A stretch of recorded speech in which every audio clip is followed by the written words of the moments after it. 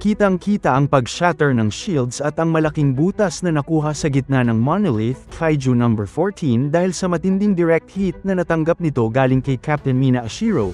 Nawalan na ito ng malay at hindi na kaya pang makalipad kaya bumagsak na ito sa kalsada. Napansin ng mga locals na nagtatago sa shelter na biglaang nanahimik ang paligid. Nagsitigil na ang putukan ng mga baril at may natanggap ang isa sa kanila na isang notification sa phone na natalo na ni Mina ang kalaban. Nag-celebrate ang lahat ng mga tao pati ang buong 3rd Division, samantalang si Kafka naman ay biglang nagdrama at nag-contemplate ng mag-isa. Ilang taon na ang nakalipas simula nung unang beses silang naghiwalay dahil inunahan siya ni Mina na makapasok sa Defense Force, at simula nun ay lumakas lang at lumakas si Mina habang siya ay tuluyan ng napag-iwanan. Pero masaya pa rin siya para kay Mina at sobrang proud pa nga niya.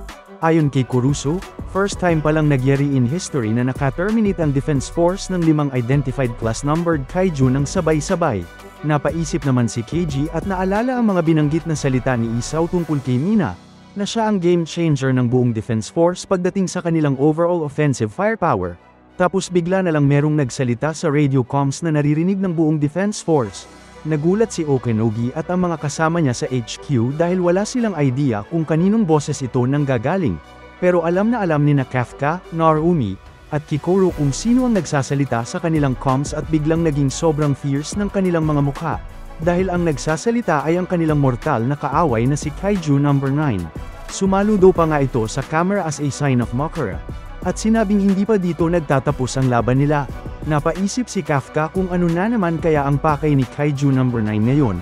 Dahil last time na nakalaban nila ito ay naging sobrang unpredictable ng motives nito. Binanggit pa ni number 9 na gusto pa raw niyang subukang gayahin ang ginagawa nilang live streaming, kung tawagin. At kitang-kita ang galit ni Keiji Itami sa pagkunot ng kanyang noo. Hawak-hawak ni number 9 ang isa sa mga drones ng military at ito ang ginagamit niyang camera at mic. Sinabi niya na nagulat siya dahil hindi niya inaasahan na mabilis lang nilang natalo ang mga bago niyang malalakas na kaiju. Mas malakas pa raw sila kaysa sa kung gaano sila kalakas base sa memories ni Isao. Pero expected pa rin naman daw niya ang lahat na nangyari so far. Kaya sa huli ay siya pa rin ang nanalo, ayon sa kanya. Nilabasan ng mga ugat sa mukha sina Kafka at Narumi sa sobrang galit nila kay number 9. Pero nung sinabi ni number 9 na ang kailangan na lang daw niyang gawin ay nakawin ng isang kapangyarihan galing sa kanila, nagulat si Kafka at napatanong kung ano ang tinutukoy ng kalaban. At ayon dito, ang kapangyarihan na nais niyang kunin ay ang kakayahan ng Defense Force na nagtataglay ng pure destructive power na madaling winawasak ang previous creations niya. At habang sinasabi yun ni number 9 ay napanood ng Defense Force sa kanyang livestream na merong isang white monolith na lumabas sa harapan ni number 9 at hawig nito ang kakamete lang na number 14. Nagulat sina Kurusu at ang ibang mga researchers nung makitang may nagbubukas na teleportation portal mula sa loob ng katawan ni number 14 kahit na nanatili pero namang patay ang katawan nito. Habang pumapasok si number 9 sa puting pinto galing sa white monolith ay sinabi niyang makukupleto na ang plano niya ngayon kapag nakuha na niya ang kapangyarihan ng isang particular na babae. Mukhang na-connect na rin ni Kafka ang dots at alam na niya kung sino talaga ang tunay na target ng kalaban. Nag-activate na ang portal at pumasok na dito si number 9. At ang other end nito ay ang location mismo ng corpse ng Kaiju number 14 kung nasaan rin si Captain Mina Ashiro. Gulat na gulat at sobrang kinakabahan si Mina nung makitang biglang nasa harap na niya si Kaiju number 9 at nang malaman na siya pala ang main target ng kalaban na biglang nag-flex na ng muscles na tila nagpe-prepare for something. Sumigaw si Kurusu sa matinding panic nang malaman na pinuntahan na ni number 9 si Mina sa Takikawa. Nanlaki ang mga mata ni Hoshina at natense ng sobra sina Kikoro sa nalaman nila. Natense rin ng sobra sina Narumi, Keiji Itami, Eiji, Okanogi, at lalong-lalo na si Kafka. Agad na nag-transform si Kafka into Kaiju number 8 para makatakbo kay Mina ng sobrang bilis. Agad ding nagmadali sina Hoshina at Narumi to the rescue. Huli na nung na-realize ni Kafka na ang strategy ni number 9 ay katulad lang rin ang ginawa niya dati nung ang pakay niya ay si Isao at ang weapons number 2.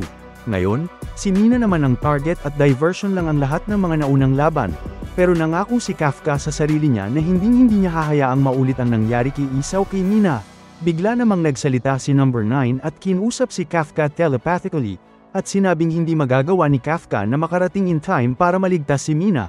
Matapos ay biglang nagbigay ng report si Kurusu sa comms ng Defense Force at merong bagong readings ng mga kaiju ang paparating, at pagtingin ng mga field officer sa langit ay namutla ang mga mukha nila. may nag-emerge sa iba't ibang mga areas ng Tokyo na sobrang daming mga creepy-looking unidentified kaiju na may mahahabang arms at legs. Sobrang dami nilang sabay-sabay na bigla na lang nag-appear at lumulutang sa skyline, hanggang sa bigla na lang silang lahat ay sabay-sabay ring nagsibagsakan sa ground floor ng may malakas na puwersa. Ngayon ay nagkalat na sila sa loob ng mga residential areas, parks, hospitals, schools, at kung saan-saan pa. Ito ang third wave ng laban na dala-dala ng main villain nilang si Kaiju number 9. According sa analysis ni Kurusu ay bagong breed ng kaiju itong mga dala ng third wave. At ang bawat isa sa kanila ay mayroong fortitude level 8.0, kaya ang kaharap ngayon ng buong defense force ay multiple kaiju na Daikeije class. Marami rin sa mga third wave kaiju ang nakaharang mismo sa pathway ni Kafka papunta kay Mina. Halo-halong mga emotions ng takot, kaba, pagod, at pag-aalala ang nararamdaman ng bawat officer ng defense force sa dami ng Daikeije na kailangan nilang kalabanin. Kahit sina Narumi at Hoshina ay napatigil sa kanilang pagmamadali papunta kay Mina. Pero ang pinakamalaking problema talaga nila ngayon ay halos maubos na ang lakas nilang lahat sa sobrang tagal ng first and second wave na nagdala rin ng sobrang daming kaiju. Nandilim ang paningin ni Kafka habang inaalala ang pangako niya kay Mina na pagdating ng panahon na kailanganin siya ni Mina ay sisiguraduhin niyang tatabihan niya si Mina. Naalala niya ang sinabi ni Mina sa kanya nung panahon na yun na hindi masyadong matatakot si Mina sa kahit anong makalaban basta andyan si Kafka sa tabi niya. Walang ibang bagay ngayon sa loob ng isip ni Kafka kundi ang urgency na mapuntahan si Mina sa Takikawa. Kaya labis ang galit na nararamdaman niya ngayon sa mga third wave kaiju na nakaharang sa daan niya. Pero ngayon ay sabay-sabay nang nagsimulang mag-charge ng attack ang mga third wave kaiju mula sa malaking butas ng mga mukha nila. Naghanda si Kafka sa paparating na multiple long-range attacks galing sa mga kalaban. Nagpaulan na ng mga heavy laser shots ang lahat ng third wave kaiju sa area at kalat-kalat silang nagpasabog ng iba't ibang mga gusali at kalsada sa Tokyo. Hindi biro ang dalang collective mass destructive power ng lahat ng third wave kaiju sa Tokyo at ang daming officers ang napapatay ng mga ta. Pero kahit papano kung nasaan si Kafka ay meron siyang mga naliligtas na ilan sa mga comrades niya. At dito na sinabi uli ni number 9 sa kanya na hindi talaga niya magagawang makarating sa kanyang location, at ito ay dahil hindi magawa ni Kafka na iwanan ang mga civilians na inaatake ng mga kalaban. Tama naman si number 9 sa sinabi niya, dahil agad na sinipa ng sobrang lakas ni Kafka ang isang third wave kaiju na malapit ng makapatay ng mga civilians na nasa loob ng isang office building. Naligtas pa sila sa ngayon. Pero nagulat si Kafka nung makitang biglang tumira ang isa pang third wave kaiju ng pababa naman sa ground. Napaisip pa si Kafka kung ano kaya ang ginagawa ng mga kalaban, hanggang sa na-realize rin niya na nasa baba nito ang mga underground shelters kung saan nagtatago ang mga civilians. Mabilis niyang sinugod ito mula sa ere at binatukan ng sobrang lakas na nawasak pa ang semento sa kalsada nung samalpak ang mukha ng kaiju dito. Nagsalita na naman si Kaiju number 9 at sinabing hindi naman daw nakakagulat na madali lang para kay number 8 na patayin ang mga third wave kaiju dahil siya ang sumusunod kay number 9 na pinakamalakas na being na nasa laban ngayon. At habang nakikita ni Kafka ang iba pang maraming mga third wave kaiju sa paligid niya na patuloy lang sa pagsira sa mga layers ng underground shelters, nagplant si number 9 nanograms malaking pagdududa sa isip ni Kafka at tinanong siya na kapag bigla na lang siya umalis ay sigurado ba siya na magiging okay lang ang kondisyon ng mga comrades niya. Ayon kay number 9 ay walang choice si Kafka kundi manatili sa kinaroroonan. Pero habang nagsasalita si number 9 ay napatigil na lang siya bigla nung mapansin na mayroong paparating sa kanya na isang malaki at malakas na projectile.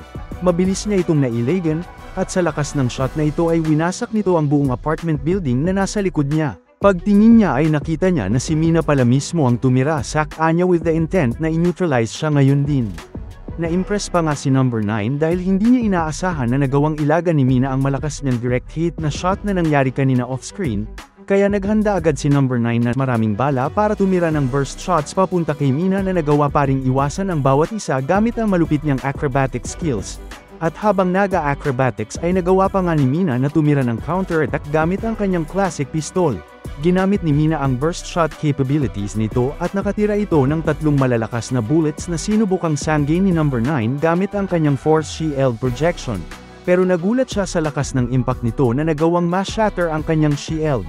Nasira man ng shield, nagawa pero nito na ma-ricochet ang bala sa likod niya at nagdulot ito ng malakas na pagsabog. Muling na-impress si number 9 kay Mina dahil sa nagawa niyang malakas na atake gamit lamang ang isang maliit na handgun pero nakayanan pero nitong wasakin ang shield na galing sa skill set ni Kaiju number 2. Pero, bigla na lang mabilis na nakalipat ng pwesto si number 9 malapit sa likuran ni Mina dahil alam niya na kapag nilapitan lang niya si Mina ng onti ay malalagay niya ang sarili niya sa malaking advantage. At ito ay dahil average lang ang close range battle capabilities ni Mina. Kaya nung sinubukan ni Mina na tirahin ng mabilis si number 9 sa likuran ay madali lang siyang nailay ganito. Nabitawan ni Mina ang kay ng pistol dahil sa hampas ng kalaban na sunod ay sekol-sekol siyang binuhat by the neck. Hindi na makalaban si Mina dahil nahuli na siya ni number 9 sa close range at habang nangyayari ang laban ay naka-livestream pair ng lahat sa drone na nasa taas ni number 9. Nag-alala ng matindi ang buong defense force at ang mga citizens ng Tokyo nung makita ang live feed na sekol-sekol na ni number 9 si Mina na hindi na makapalag, lalong-lalo na nung sinabi ni number 9 na ngayong araw din niya pababagsakin ang buong Tokyo. Makikita natin ngayon na ang Tokyo Tower ay infested na ng maraming insect-type kaiju. At habang nakakalat sa streets ng Tokyo ang mga bangkay ng mga Defense Force officers kasama ang ilang mga kaiju corpses ay sinabi ni number 9 na balak niyang gawing main base ng mga kaiju ang buong Tokyo para sa gyera na hinahanda niya para pabagsakin ang buong bansa ng Japan. Walang magawa si Kurusu sa HQ para putulin ang linya ni number 9 kaya patuloy lang siyang nakakapagsalita sa buong city para takutin ang lahat ng mga tao. Pinaalala ni number 9 sa lahat ang tragedy na dala ng cataclysm ng Kaiju number 6 at ito daw ang nagsisilbing ebidensya na natural na kahinaan ng mga humans ang uri ng giant identified class Kaiju. Sinabi niya na balak niyang i-absorb si Mina para ma-incorporate ang kanyang shooting skill sa susunod na batch ng mga gagawin niyang giant Kaiju na katulad ng Kaiju number 6. Patuloy lang na nakikipaglaban sa third wave sina Kikoru, Narumi, Hoshina, at Kafka habang nilalabas na ni number 9 ang limbs niya na may malalaking bibig para simula na ang absorption process kay Mina. Habang sinasabi na wala ng pag-asa pang manalo ang humanity laban sa mga kaiju once manako na niya mula sa kanila si Mina Ashiro. Isang malakas at intense na pagsigaw ng pangalan ni Mina ang lumabas sa bibig ni Kafka. Habang patuloy na lumalaban at dumudurog ng mga third wave kaiju na nakaharang sa path niya papunta kay Mina. Pero muli na naman siyang nakakita ng mga kalaban na tina-target ang underground shelters, kaya sobra siyang nagalit dahil hindi pa rin siya makapunta kay number 9 kung nasan si Mina dahil kailangan na naman niyang patayin ang ibang mga kalaban. Sinigawan na ni Nagizaka si Kafka at binigyan ng direct order na dumiretso na sa Takikawa para magka-backup na si Mina laban kay number 9. Pero imbis na sumunod agad sa inutos sa kanya, nagdahilan pa si Kafka at humingi pa ng ilang saglit para masubukan pang matulungan ang lahat ng comrades niya at mga citizens sa area niya. Sobrang conflicted ng kalooban ni Kafka na gustong puntahan si Mina, pero hindi rin magawang iwan ang mga nakikita niyang mga comrades niya na binubuwis ang kanilang mga buhay para lang maligtas ang mga citizens. Samantalang si number 9 naman ay patuloy pa ring pinapakita sa lahat ng tao ang kanyang livestream ng pag-absorb sa katawan ni Mina. Alam na Kurusu na kapag na-witness ng lahat ang pagkamatay ni Mina ay babagsak ang morale ng buong defense force at mahuhulog sa mass panic ang buong Tokyo. Nanatili pa rin si Kafka sa same area dahil patuloy pa rin siyang nakikipaglaban sa mga third wave kaiju. Habang sobrang conflicted pa rin ang kanyang isipan sa kung ano ba ang dapat niyang priority. At habang nakikipaglaban si Kafka ay biglang nagsalita sa livestream si number 9 para sabihin kay Kafka na sobrang predictable nilang mga humans. Alam niya na sina Kafka ay ang tipo ng mga taong hindi makapag-let go sa mga bagay-bagay kaya lalong mas madaling nawawala sa kanila ang mga bagay na pinaka-importante sa kanila. At habang sinasabi yun ni number 9 ay paunti-unti na niyang nilalamon si Mina na habang dumadaan ang bawat segundo ay mas lalong hindi na makagalaw para makatakas pa. Hanggang sa huli ay tuluyan ang nagsara ang cocoon-like projection ni number 9 na lumamon sa katawan ni Mina. Matapos nito ay nagtaunt si number 9 at sinabihan si Kafka na manatili na lang at magalit dahil nanalo na si number 9. Ironically ay yun rin naman talaga mismo ang ginawa ni Kafka, nanatili lang at sumigaw sa galit. Dahil dito ay napasigaw na ang isa sa mga officers ng Defense Force na kasama ni Kafka at sinabing dapat na niyang umalis para iligtas si Mina, dahil lahat silang mga officers ay madali lang palitan. Pero si Captain Mina Ashiro ay one of a kind at irreplaceable. Sa wakas ay nagsimula ng umalis si Kafka matapos siyang sunod-sunod na na-delay, pero hindi pa siya nakakalayo ay napatigil na naman siya. Ano na naman kaya ang problema niya? Napatigil siya bigla dahil meron siyang naramdaman na presensya ng isang kaiju na paparating, at hindi ito basta-bastang normal lang na kaiju. Sobrang intense ang presensya nito na nanginginig ang katawan ni Kafka. Tila nakalimutan ni Kafka ang priorities niya at napaisip na lang kung saan kaya nanggagaling ang matinding kaiju presence na nararamdaman niya. Tapos, sa isang iglap lang, bigla na lang may dumating na sobrang lamig na breeze sa lugar at tinamaan ng ice ang lahat ng mga third wave kaiju sa paligid. Quite literally na-frozen si Kafka in place dahil sa biglaang nagyari at hindi niya ma-figure out kung saan nanggaling ang matinding paglamig ng temperatura. Matapos ay may naramdaman siyang silhouette ng isang familiar presence sa likuran niya at nagulat siya nang bigla siyang tinawag nito na, "Sir." Pagkita ni Kafka sa nagsalita ay hindi siya makapaniwala na kay Reno Ichikawa pala nang gagaling ang nararamdaman niyang chilling na kaiju power galing sa suot niyang weapons number 6, at sinabihan pa siya ni Reno na siya na ang bahala sa laban dito at dapat na siyang umalis. Bigla namang may sumugod sa likuran ni Reno na isang third wave kaiju, kaya agad siyang in-inform ni Kafka, kung saan iniangat lang ni Reno yung kamay niya para makontrol yung mini drones niya at payaluhin yung halimaw na yon. Sa isang iglap, nagyelo yung buong katawan ng halimaw na nagpamangha kay Kafka. Gulat na gulat si Kafka na kayang patigilin ni Reno ang isang mega monster ng ganun-ganun na lang. Ayun daw pala ang kapangyarihang taglay ni Kaiju number 6. Naiyak bigla si Kafka dahil na-touch siya na dumating talaga si Reno doon, kaya pinaliwanag naman ni Reno na hindi lang siya ang dumating. Sa Chofu District naman, patuloy ang pakikipaglaban ni Minase sa isang third wave kaiju. Pero kahit anong subok niya ay hindi niya man lang yun masugutan, kaya kitang-kita ang takot sa kanyang mukha habang nilalapitan siya noon.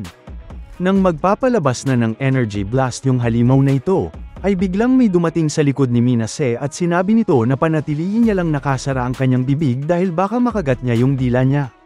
Di nagtagal, pinalabas na ng halimaw ang atake nito, pero sa kabutihang palad ay lumalabas na mabilis na nakalayo na sila Minase sa trajectory ng atake ng halimaw.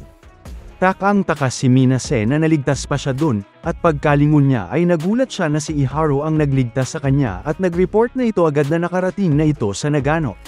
Natuwa si Minase nang makita niya ang kanyang kaibigan, at sa Kasumigaseki area naman, kita natin ang pagod at bugbog na Kikoro, at naiirita na ito dahil hindi na tumigil magsilabasan ang mga halimaw dun. Bigla namang may umatake sa dalawang third wave kaiju sa lugar kaya nagulat siya dun, at pa-joke na nagreklamo yung umatake dun na ang kakalabanin nila ay mga mega monster agad paglabas pa lang nila ng training. Lumalabas na si Haruichi yun at kasama nito si Aoi, at agad namang nire-report ni Aoi na nakarating na sila dun, at kita din ang saya sa mukha ni Kikoru na may dumating na dong reinforcement. Natuwa rin si Kafka nang marinig niyang dumating na ang lahat ng kaibigan nila sa third unit sa eksena, at bigla siyang tinawag ni Reno at pinaalis na ito sa lugar. Nang magrerason pa lang si Kafka ay binato siya ni Reno ng isa sa mga mini drones nito, at tumigil na daw itong kumontra. Napupuno na daw itong si Reno sa kanya, at hindi niya daw hahayaang magtago ito sa likod niya at manood na lang na dalhin lahat ni Kafka ang burden. Pangungunahan na daw ni Reno ang daan, kaya puntahan na daw ni Kafka si Commander Mina. Nanlaki ang mga mata ni Kafka, at naalala nito yung sinabi ni Kikoro sa kanya na bigyan niya din sila ng credit, at isa rin daw soldier si Reno. Tinitigan ni Kafka si Reno at na-realize na tama siya. Ginagawa niya na naman daw yung pakikipaglaban ng mag-isa. Inalala niya yung mga ginawa ni Reno na pagtulong sa kanya, at bigla niyang sinampal yung mukha niya para bumalikan ang kanyang composure, na nagpataka kay Reno. Naglakad na si Kafka at sinabi na naiintindihan niya na yon. Sinabi nito na si Reno na ang bahala sa lugar na yon, at tinawag niya yung partner, at kita naman ang tuwa sa mukha ni Reno nang marinig niya yon. Pero sinubukan lang itago ni Reno yun at nagkomento na lang na ayun yung sinasabi niya kanina pa kay Kafka. Naghanda na ang duo na sumugod sa mga kalaban, habang iniisip ni Kafka na wala siyang dapat katakutin doon dahil meron siyang mga kaibigan na mapagkakatiwalaan niya, at dito na na-reborn ang third unit at magpapakitang gilas na ang mga ito. Inihanda na ni Reno ang sarili niya, at inisip na ito ang matagal na niyang gusto. Ang maging isang taong may kakahayang lumaban sa tabi ni Kafka bilang kapantay nito. Matapos mag-charge up ay pinayelo niya ulit ang isang third wave kaiju, kung saan agad naman na nag-follow up si Kafka at nagpadala ng solidong suntok na dumurog sa core nito. Habang nangyayari ito ay iniisip ni Reno na siya daw ang magsasubjugate ng mga halimaw sa area na yun, at papatunayan niya ang kanyang lakas. Sa ganung paraan daw ay magagawa ng makipaglaban ni Kafka nang walang iniisip dahil magiging panatag na yun na siya na mismo ang bahala sa sitwasyon doon. Agad siyang nagpadala ulit ng ice attack sa ilan pang third wave kaiju, at madali niya ulit na pinayelo ang mga yon. Nireport naman ni Kuruso sa ibang troop members dito na nagsimula ng kalabanin nila Kafka at Reno ang mga kalaban sa Oizumi area, at nang marinig ito ni Iharu ay chinir niya si Reno at ipakita daw nun kay Kafka kung ano na ang kaya niyang gawin. Nag-charge ng isang energy blast wave ang isang halimaw papunta kay Reno, pero gamit ang mga flying drones niya, gumawa si Reno ng shield, na madaling samalag sa atake ng third wave kaiju. Bilang counter ay tumalon si Reno papunta sa likod ng halimaw, at ginamit niya ulit ang kanyang ice attack. Habang nasa ere, nag-flashback si Reno at pinaliwanag na dati siyang nabubuhay na iniisip na ang mga heroes ay pawang kathang isip lamang. Nung namatay daw yung mga magulang, at kuya niya sa isang monster disaster, nung nasunog yung school niya, at nang makita niyang umiyak gabi-gabi ang kanyang minamahal na lola, ay wala man lang daw na ni isang hero ang dumating. Ngunit gayon pa man daw, nung araw na iniligtas siya ni Kafka sa isang kaiju, ay for the first time ever, nakakilala siya ng isang hero. Simula daw nung araw na yon, ay si Kafka na ang naging goal niya. Paulit-ulit na daw na iniligtas ni Kafka ang buhay niya, kaya ngayon, ay siya naman daw ang magliligtas sa buhay nito. Nang biglang may lumabas na third wave kaiju sa likod ni Kafka, ay mabilis na pinigilan yun ni Reno na umatake gamit ang kanyang ice powers. Inisip niya dito na hinding-hindi niya naiiwan si Kafka na lumaban ng mag-isa, at siya na daw mismo ang mag-aalis ng lahat ng hadlang na nasa harapan nito upang makausad. Gamit ang isang throttle punch ay madali namang winasak ni Kafka ang halimaw na nasa likod niya, at patuloy na pinayelo ni Reno ang lahat ng third wave kaiju na nasa vision niya. Bago pa makakilos ang mga halimaw na ito, ay madali na silang napipigilan ni Reno, at manghang-mangha naman si Kuruso sa kayang gawin ni Reno. Ayun daw pala ang kapangyarihan ng King of Monsters, si Kaiju number 6, at pwede na rin nating sabihin na yun ay si Reno. Di nagtagal, isang third wave kaiju na lang ang natira, kaya naghanda na si Reno na patumbahin na yun. Ngunit sa hindi niya inaasahan ay biglang may lumabas na isa pang halimaw sa itaas niya, kaya agad siyang inalerto ni Kuruso. Gayunpaman, solidong tumama kay Reno ang atake ng halimaw, na nagpawasak sa building na kinatatayuan niya. Nabigla si Kuruso dahil meron palang naghihintay na halimaw galing sa ere, at nag-alala rin siya kay Reno. Nakuha naman ni Kafka yung atensyon niya nang tawagin ito si Reno, at tila hindi ito nag-aalala sa kanyang kaibigan at sinabi nito na aalis na siya sa area na iyon at si Reno na daw ang bahala dun. Bigla namang may tumusok na higanteng ice shard sa buong kamay ng third wave kaiju, at nagsanhi yun ng pagkawasak nun, at lumalabas na ligtas pa rin si Reno at siya ang may kagagawa nun. Nagkomento ito na nauunawaan niya yung sinabi ni Kafka, at naghanda na siyang tapusin ang halimaw sa kanyang harapan. Habang tumatakbo si Kafka papunta kay Mina, ay sinasabi ni Reno sa isip niya na magpatuloy lang yun at huwag yun lilingan, dahil para sa kanya, iyon ang greatest badge of honor. Matapos i-charge ang kanyang atake, pinapanta na yun ni Reno sa third wave kaiju, at winasak ng ataking yun ang buong katawan nito.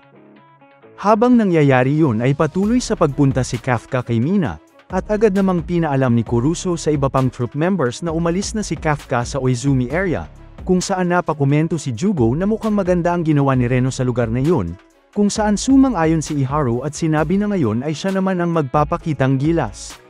Gayunpaman, contrary sa gusto niyang gawin ay nanginginig yung tuhod niya sa takot, kaya napangiti si Jugo dun. Ipinakita ni Jugo na kilalang-kilala na niya si Iharu nang bigla niya yung sabihan na huwag yung magpapadala sa kaba, kaya nagulat si Iharu.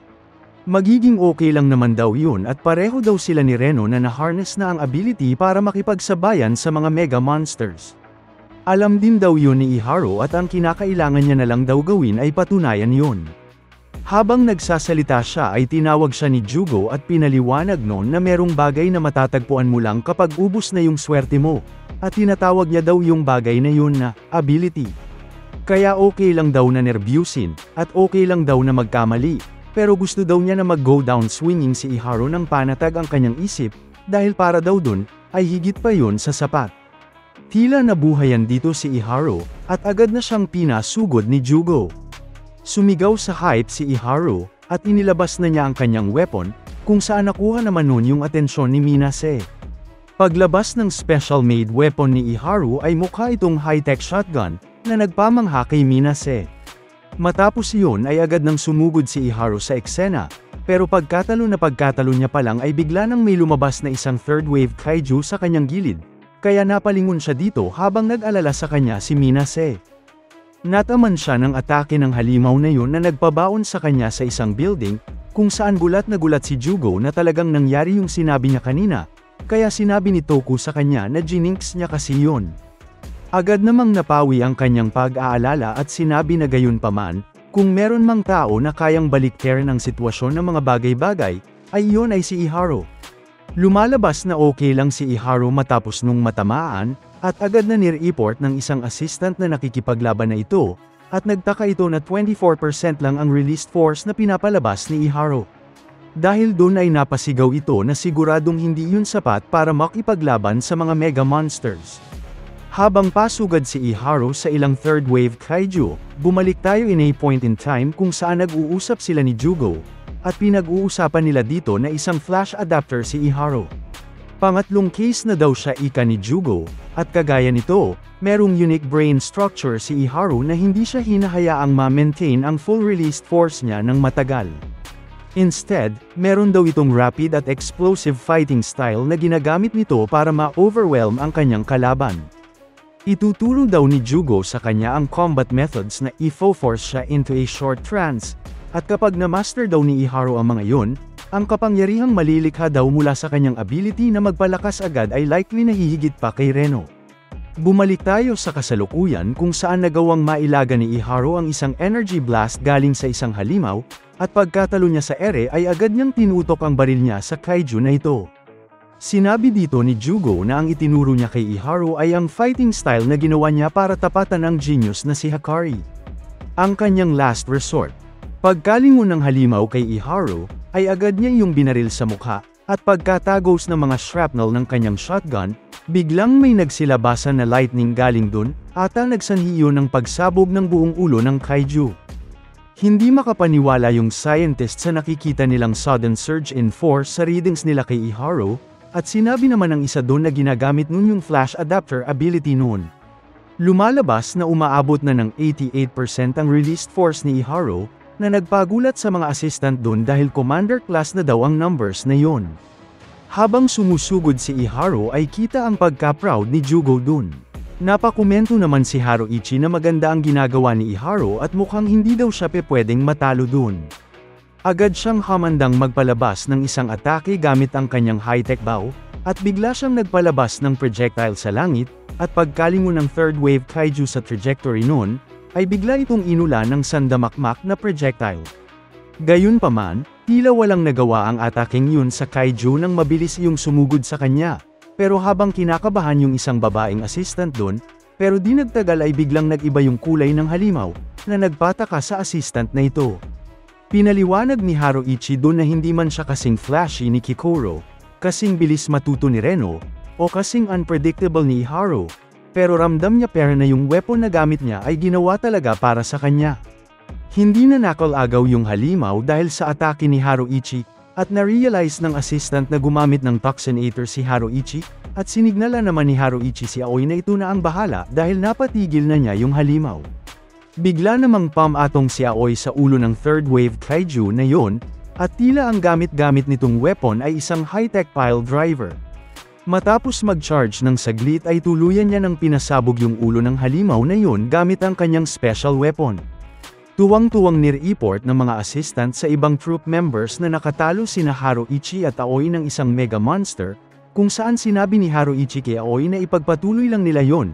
At paasar nitong tinanong kung sa tingin ba ni Aoi ay makakakipap ito sa kanya, kaya napatanong din si Aoi na tanong parent ba yung sinasabi ni Haruichi dun. Habang nangyayari yun ay patuloy ang pakikipaglaban ni Eiji sa ibang third wave kaiju, at nire-report sa kanya na ang speed ng monster invasion at rate ng civilians na nai-injure ay parehong bumababa na salamat sa reinforcements. Ayun daw pala ang kayang gawin ng susunod na generation ng third unit, at hindi na daw yun masama, ngunit gayon pa man daw, hindi parent daw sapat ang dami o lakas ng puwersa nila. Pinoint niya dito na kapag napagod na yung next generation, ay magkakaroon na naman ng isa pang major invasion. Bigla namang nagsalita si Narumi at sinabi nito na si number 9 yun, kaya nagulat at napatanong dun si AG. Pinaliwanag ni Narumi na kapag natalo nila si 9, ay matatapos na ang lahat ng iyon. Tinitigan ni Narumi ang mga third wave kaiju sa vicinity niya, at napansin niya na walang utak ang mga halimaw na iyon. Nakikita niya dito na nakakakuha ang mga iyon ng signals galing sa labas gamit ang isang uri ng receiver at para daw bang pumapatay lang yung mga troop members ng machines na inuutusan ni number 9. Habang naho-hold pa daw ng ibang reinforcements yung mga halimaw ay kaya niya daw talunin si 9 at tapusin na yun lahat sa pamamagitan ng pagputol ng mga commands nun. Napatanong naman si AG na paano kung hindi yun magagawa ni Narumi, kaya sinagot ni Narumi na kapag nangyari yun ay kagaya ng sinabi ni 9, babagsak ang Tokyo. Ipinakita dito si 9 na nilagay na sa isang pod si Mina para makonsume na yun. Dagdag ni Narumi na nahihirapan yung lahat ng rookies na makalampas sa mga halimaw na yun, kaya hindi niya daw hahayaan na makain ang mga yun ng buhay. Ipinakita din dito ang kalagayan ni Mina sa loob ng pod ni 9 habang unti-unti itong inaabsorb ng halimaw na yun. Bigla naman tayong pumunta kung nasaan ang isip ni Mina ngayon, nasa isang madilim na lugar ito na parang swamp, at batang Mina ang nakikita natin dito. Nagtataka si Mina kung ano yung nangyayari at kung nasaan siya, at habang naglalakad ay nagtatanong siya dito kung meron bang taong nandun. Biglang sumakit yung ulo niya, at nararamdaman niya daw na may nakakalimutan siyang napaka-importanteng bagay. May dumb eye kit naman sa kanyang paa, at pagkatingin niya doon ay isa yung labi ng isang troop member, kaya nagulat siya doon. Pagkalingon niya ay nakita niya na punong-puno na ng bangkay ng mga troop members yung paligid niya, at kita sa mukha niya ang takot. Napasigaw siya dito na hindi yun maaari at ano daw yung nangyayari doon. May tumawag naman ang pangalan niya sa likod niya, at pagkalingon niya ay lumalabas na si Batang Kafka yun, kaya natuwa naman siya. Sinabi ni Kafka sa kanya na magiging okay lang ang lahat kaya kumilos na sila, at wala daw mga bangkay sa tinuturo niyang daanan. Andan din daw si Miko sa path na yun. Sinubukan naman ni Mina na magrason kung ano yung gagawin nila, kung saan pinutol lang siya agad ni Kafka at sinabi na wag niya nang isipin yung mga bangkay doon dahil mas masasaktan lang daw siya kapag ginawa niya yun. Sinabi ni Mina na nararamdaman niya kasi na may nakakalimutan siyang napaka-importante. Okay lang daw yun ika ni Kafka at gagaan naman daw yung pakiramdam niya kapag nakalimutan niya ang lahat. Sumama lang daw si Mina sa kanya at magiging okay na ang lahat. Inabot ni Kafka yung kamay niya, pero nang aabutin na yun ni Mina, biglang may pumihil sa kanya, at inakala niya na si Miko yun.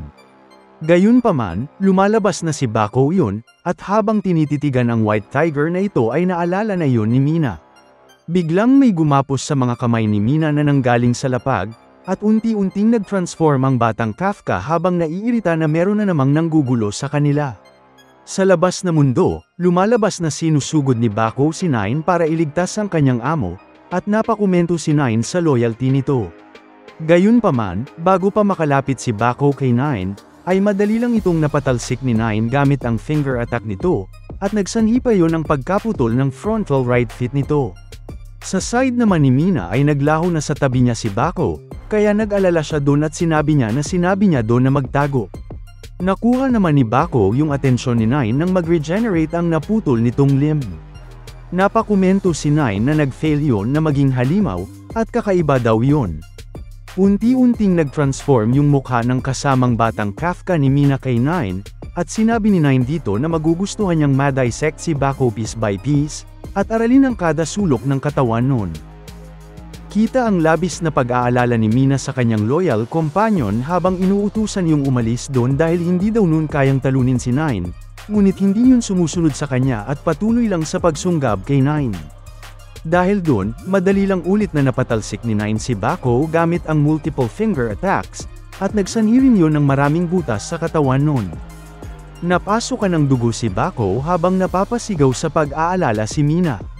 Unti-unti ulit na nag-regenerate yung katawan ni Bako, at napansin ni 9 na mas mabagal yung mag-regenerate kapag nakatamo yun ng ganong kagrabeng damage. Kahit na hinihingal na si Bako ay patuloy pera nito sa pagsugod kay 9, at habang nangyayari yun ay naalala na daw ni Mina ang lahat. Yung mga bangkay na nakikita niya daw doon ay yung mga kakampi niya na hindi niya nagawang mailigtas. Sila daw ang mga troops na sinakripisyo ang kanilang sarili para maabot siya. Habang nilalamon siya ni Nine ay napapaisip na lang siya na wala na ba talaga siyang magawa para mailigtas silang muli. Lumalaban daw ang lahat ng yun gamit ang lahat ng makakaya nila, tapos ang kaya niya lang daw gawin doon ay manood. Napaiyak na lang sa inis si Mina at inisip na kinasusuklaman niya ang sitwasyon niya ngayon. Bigla naman siyang kinausap ni Nine at hindi daw ba ay sinabi na nito sa kanya na mas masasaktan lang siya kapag inalala niya yung mga bagay-bagay, at gagaan daw yung pakiramdam niya kapag kinalimutan niya na lang lahat yon. Pinatahimik ni Mina si Nine sa pinagsasabi nito at hindi daw siya makakalimot dun. Paano niya daw makakalimutan ang mga sigaw, paghihirap, kamatayan, at ang kanilang tungkulin? Lalaban daw siya habang inaalala ang lahat ng yon, at pinilit niyang makaalis sa mga gapos ni Nine. Buong lakas na pinunit ni Mina ang mga nakadikit sa kanya na kaiju stems, at proud na pinakilala ang kanyang sarili kay Nine na siya si Mina, ang commander ng 3rd Unit ng Defense Force, at gamit ang isang pistol ay binaril niya ang transformed side ng mukha ng batang Kafka. Unti-unting nawala ang ginawang katawan ni Nine, at agad na sinubukang maghanap ng daanan palabas sa lugar na iyon si Mina. Pero nakuha ni Nine ang atensyon niya nang sabihin na pareho yung nangyari kay Isaw dun. Lumaban daw yun hanggang dulo kagaya ni Mina, ngunit gayon pa man daw ay wala daw makakapigil dito kay Nine. Hindi si Mina, hindi si Isaw, at maski daw ang sarili niya ay hindi siya mapipigilan. Nagtaka si Mina sa kung ano yung ibig sabihin nito, at biglang may kumaluskos sa likod ni Mina. At pagkalingon niya dito ay nakita niya ang isang nakakatakot na abomination na pinagsama-samang katawan ng iba't ibang kaiju at nilalang. Hindi may pinta ang mukha ni Mina habang iniisip kung ano yon, at nagkomento naman si Nine na walang kahit sino ang nakatakas sa lugar na yon. Tinitigan si Mina ng isang higanteng mata at kung ano-ano pa, habang pinupoint ni Nine na wala talagang ni isang tao ang nagtagumpay na makaalis dun. Biglang lumabas si Nine at habang naglalakad ito papalapit kay Mina, ay sinasabi nito na kahit sa anong point in time ay wala talagang nakatakas sa lugar na yon, kahit gaano pa kalakas o kung sino man yung tanong yon, at ipinakita niya dito ang ilang taong natrap sa lugar na yon kagaya ni Isaw, isang samurai na feeling ko ay isa sa mga ancestors ni Hoshina dahil singkit ito, at isa pang lalaki na mukhang may malaking impluwensya dati. Nagsilabasan sa katawan ni Nine ang mukha ng mga taong kinonsume niya sa nagdaang panahon, at dito lumalabas na matagal ng buhay si Nine at matagal na rin itong pinag-aaralan ang humankind. Wag na daw lumaban si Mina at sumama na lang sa kanya, at biglang may nagsilabasan na maliliit na parang goblin-type kaiju sa paanan ni Mina, pero agad lang na pinasabog ni Mina ang mga yon gamit ang pistol niya. Gayunpaman, biglang may lumabas sa kaliwa niya na bibig ng kaiju at kinagat siya noon. Pero sa kabutihang palad ay nakapag-imagine siya na may hawak din siyang pistol sa kamay na yon, kaya napasabog niya rin yon. May kumagat din na bibig sa kanyang paa pero binaril niya lang rin yon, at nagsimula siyang tumakbo papalayo sa mga halimaw na pinapasugod ni Nine sa kanya habang sumisigaw na tigilan na nun yon. Nagpaulan ng sandamakmak na atake si Mina habang pinapalayo sa kanya ang abomination na ito. Pero kahit anong pilit niya ay naabutan pa rin siya ng mga iyon at nagagawa nun na makagat, at mahawakan siya. Di nagtagal, nagawa siyang makagat ng mga iyon sa iba't ibang parte ng katawan niya, kaya hindi na siya nakagalaw dito. Pinagmasdan ni Mina ang mga iyon at napaisip na ano yung nangyayari dun. Halos hindi niya na daw mabilang kung gaano karami ang halimaw na nakikita niya, at mukha daw humigit kumulang daan-daang monsters ang nakikita niya doon. Kahit na nasa ganung sitwasyon na si Mina ay sinubukan niya paring labanan na mapigil ang magapos ng mga halimaw na ito, at pinagbabaril niya ang mga ito. Napansin niya na nakawala na yung mga kamay niya, kaya agad niyang sinubukang makatakas muli, pero sa kasamaang palad ay biglang may halimaw na kumain sa buong katawan niya, na nagpadala sa kanya sa lugar na kung nasaan dati si Isaw habang unti-unti iyong lumulubog. Napapaiyak na lang si Mina dito habang iniisip hindi niya magawang manalo, at sinusugal ni Bako yung buhay noon para iligtas siya, at maski yung mga troops niya ay nakikipaglaban hanggang mamatay para manalo sila. Hindi pa daw sumusuko yung mga tao doon at binigay daw ng mga yon ang faith nila sa kanya. Nangako din daw siya na hihintayin niya si Kafka doon. Unti-unti nang lumubog si Mina kagaya ni Isaw nang makain yun ni Nine, at nawala na daw yung control niya sa kanyang sariling katawan, at ramdam niya na naglalaho na siya. Tila ang lahat daw ng effort niya sa buhay niya ay para sa wala, at pinaliwanag na nung nasa tabi siya ni Kafka ay na-feel niya na parang ang invincible niya. Nang magkasama daw sila ay walang kahit anong halimaw ang kayang hamarang sa dinaraanan nila. Napapaluhan na lang si Mina habang sinasabi na sinubukan niyang gawin yun ng mag-isa, at nabigo siya dito. Isa raw siyang sorry excuse of a vice commander. Tinawag niya si Kafka habang patuloy na lumulubog sa mga gapos ni Nine, at sinabi niya doon na natatakot siya. Takot na takot, hindi niya daw gustong maging mag-isa doon. Habang lumulubog ay pagkadilat ni Mina ng mga mata niya, ay nakita niya ang batang Kafka sa harapan niya kaya nagtaka siya at inisip na baka si Nine lang ulit yon. Nagsalita ang batang Kafka dito at sinabi na magiging okay lang ang lahat. Lumingon ang batang Kafka sa kanya, at kita niya dito ang laging ekspresyon na ginagawa ni Kafka kapag sinasabi nito na okay lang ang lahat, kaya na-realize niya na hindi iyon si Nine. Ngumiti si batang Kafka habang sinasabi niya nasa tabi lang siya ni Mina, at nakita ni Mina dito ang pinanggako nilang future sa isa't isa na magkatabi silang makikipaglaban laban sa mga kaiju. Sa labas na mundo, biglang may tumalsik na dugo sa mukha ni Nine, at lumalabas na naputol ang buong braso nito na may hawak-hawak kay Mina. Ipinakita din dito si Bako na lubhang sugatan at bagbog na, at nakuha yung atensyon nito nang nangyari. Napakomento si Nine na yung taong dumating pala doon yung may kagagawa nun, at napatanong ito na paano yun nakapunta doon. Lumalabas na dumating na doon si Kafka, at nagawa nun agad na makuha si Mina sa mga kamay ni Nine. Napakamot si Nine sa mukha niya habang nakatitig kina Kafka, at sa loob naman ng mga shelter para sa civilians, nakita ng mga tao dito si Kafka na nakatransform sa kanyang Kaiju No. 8 form.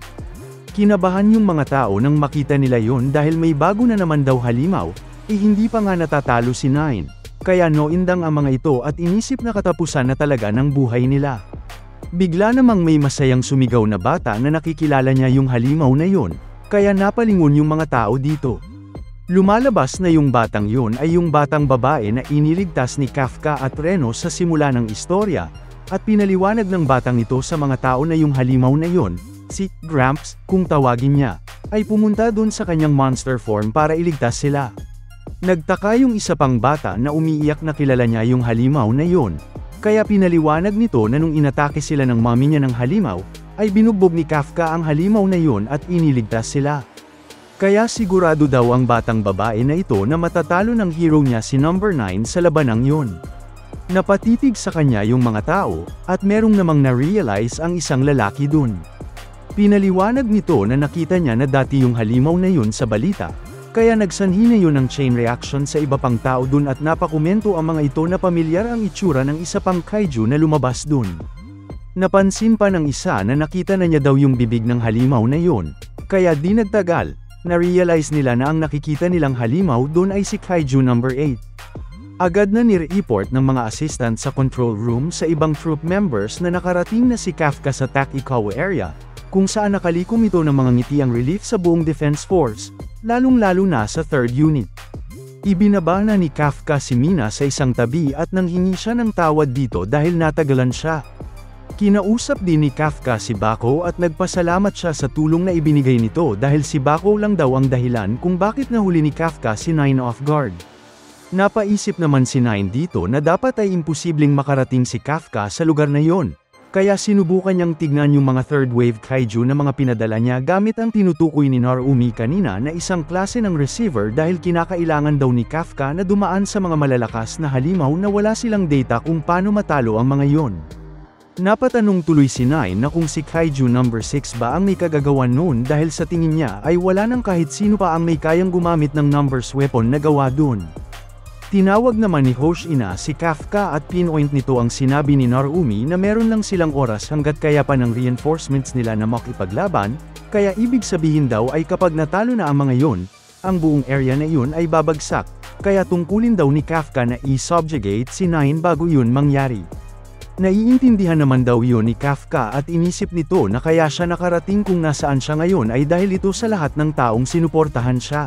Naghanda si Kafka na makipaglaban at nag-warm up ito sa harapan ni Nine habang ini-inform siya ng control room na magbibigay sa kanya ang Operator Team 13 ng support, at di-na-designate na daw nila yung area dun bilang Grade 7 restricted area, at wala naman daw delayed communication signal silang nadidetect within a 1 kilometer radius.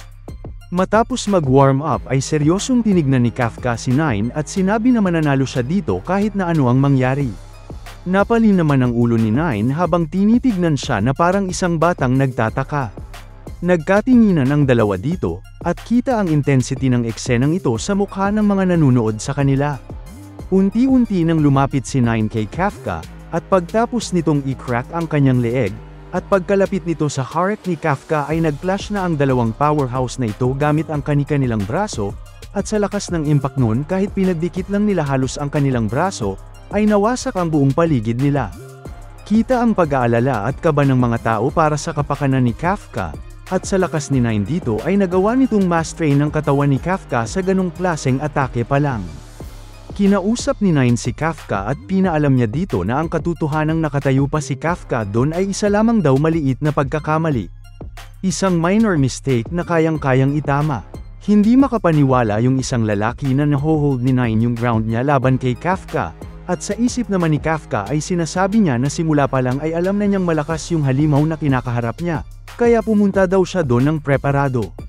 Inalala niya yung mga turo ni Hoshina sa kanya na ang troop-style hand-to-hand combat ay rooted sa lower half ng katawan, at yun daw ay all about sa pagkuha ng power nun at paglipat nito sa iyong mga kamao. Inilapat ni Kafka ang kanyang mga paa sa lapag, at clinch ang kanyang lower back, nagpadala ito ng left strike papunta kay Nine, at sa lakas ng impact nun ay nawasak muli ang kanilang kinatatayuan, at nagsanhi pa yun ng shockwave sa likuran ni Nine. Napakomento si Nine sa isip niya na sobrang mas malakas na si Kafka kumpara sa dati, habang napupunit nun yung muscle fibers ng kanyang braso dahil sa lakas ng suntok nun.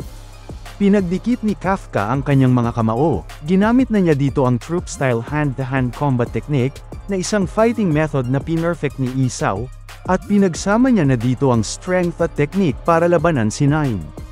Matapos maghanda ay nagpadala na ng malakas na right straight si Kafka kay Nine, at kita ang pagkapunit ng muscle fibers ni Nine sa lakas nun, at maski ang building na nasa likod nila ay nawasak sa lakas ng shockwave ng ataking yun. Kita ang intensity ng labanan sa mga mukha ng nanunood dun, at nagawang mapatalsik ni Kafka si Nine. Agad na binalik ni Nine yung standing niya, at agad ding nag-follow up si Kafka ng suntok, na nagsanhi ng mabilis na sabayan ng dalawa. Pagkatigil nila ng saglit ay biglang nawasak ang buong paligid nila dahil sa lakas ng mga atake nila, at nagsanhi yun ng pagbagsak ng sandamakmak na building sa lugar. Napakomento si KG na hindi tatagal yung city dahil sa dalawang yun, kung saan dinagdag ni Nagizaka na lalong-lalo na kung paano maglaban yung dalawang yun. Nairita ito bigla at inisip na co-conference sila sa Fragility of Civilization, at ang kanilang nakikita ay isang pagtutunggali ng eminent class monsters. Patuloy na nagpaulan ng atake si Kafka kay Nine, habang patuloy lang din ang pagdepensa ni Nine sa mga yon. Sunod-sunod ang suntok ni Kafka, habang tila nakatitig lang sa kanya si Nine habang sumasalag. Tuwang-tuwa ang ilang nanunood kay Kafka dahil mukhang nabubugbog nito si Nine, pero sa isip ni Nagizaka ay sinasabi niya na maling-mali ang iniisip ng mga yon, at mukha man daw nakakamangha yung nangyayari dun, pero hindi man lang daw nasusugatan si Nine dun ng kaunti. Malinaw daw na sinabi ni Nine na ina-access nito ang mga memorya ni Isao habang nangyayari ang pag-hijack ng signal kanina, kaya makatwiran lang na alam ni Nine ang tungkol sa hand-to-hand combat. Agad na pumorma si Nine na sumuntok at nagkomento na alam niya kung paano makipaglaban si Kafka. Ginaya ni Nine ang ginawa ni Kafka kanina at pinagdikit nito ang kanyang kamao, at agad na nag-counter na nagpapilit kay Kafka na dumpensa. Nagulat si Nagizaka na na-counter ni Nine yung atake ni Kafka, at nung ginamit ni Kafka ang troop-style hand-to-hand combat, second form, blast, ay ginamit din yun ni Nine, kaya nagsabayan ang dalawa, pero mas malakas si Nine dito kaya napa-atras si Kafka. Pinaliwanag nito ni Nine na kay Kafka na walang saysay ito dahil ang kanyang kapangyarihan ay malayo ang agwat kumpara sa kanya kapag ginagamit ang parehong mga galaw. Napakomento naman si Nagizaka sa isip niya na napepredict ni Nine ang kada galaw ni Kafka. Alam daw nun ang troop-style hand-to-hand combat, At dagdag pa daw dun, natutunan yun ni Nine sa pinakamalakas na user ng technique na yun, na si Isaw. Nag-alala na yung isa sa mga assistant sa control room at napatanong kung ano na yung dapat nilang gawin dun, habang sinasabi ni Nine kay Kafka na nakakadismaya ito dahil hindi daw noon nalampasan ang kanyang expectations. Nagpadala ng malakas na left straight si Nine kay Kafka, at sinubukan naman ni Kafka na salagin yun. Nakita ng mga tao kung gaano kalakas ang halimaw na si Nine, kaya napadasal yung batang babaeng iniligtas ni Kafka na maging okay lang ang lahat. Sa sumunod na eksena, pumunta tayo in a point in time kung saan itinuturo pa lang ni Hoshina kay Kafka ang Hoshina style hand-to-hand combat. Pinaliwanag dito ni Hoshina na isa yung Hoshina family technique na pinas down for generations. Gagawin daw ni Hoshina ang lahat ng makakaya niya para maturo yun kay Kafka, at dahil nakuha daw ni Nine si Isaw, ay kinakailangan ni Kafka na i-assume na yung troop style hand-to-hand combat na ginagamit niya ay hindi dun gagana. Gayunpaman daw, maaari pa rin silang makinabang sa katotohanan na alam yun ni Nine, at i-evolve daw nila ang troop-style hand-to-hand combat sa pamamagitan ng pag-incorporate ng elements ng Hoshina-style fighting. Napatanong naman si Kafka kung ano yung ibig sabihin ni Hoshina sa evolve. Huwag daw sasabihin ni Kafka yung gagawin nila sa iba, dahil kung ginawa niya daw yun at nak-aim yung mga yun ni Nine, ay maaaring matutunan ni Nine ang tungkol sa bago nilang technique. Hindi daw mahalaga kung troop members o officers ang mga yon, at kasama na din daw dun si Mina. Nauunawaan naman daw yun ni Kafka ikanya, kung saan sinabi naman ni Hoshina sa huli ng pag-uusap nila na lalampasan nila si Isaw. Pagtapos hamupan ng usok na ginawa ng atake ni Nine, ay bigla nitong nakita si Kafka na nakaporma na. Agad na ginamit ni Kafka ang third form ng troop-style hand-to-hand combat dito, at nung inaakala ni Nine na alam na niya yung move na yon, ay habang papalapit silang dalawa ni Kafka sa isa't isa ay bigla niyang napansin na may kakaiba sa move na yon.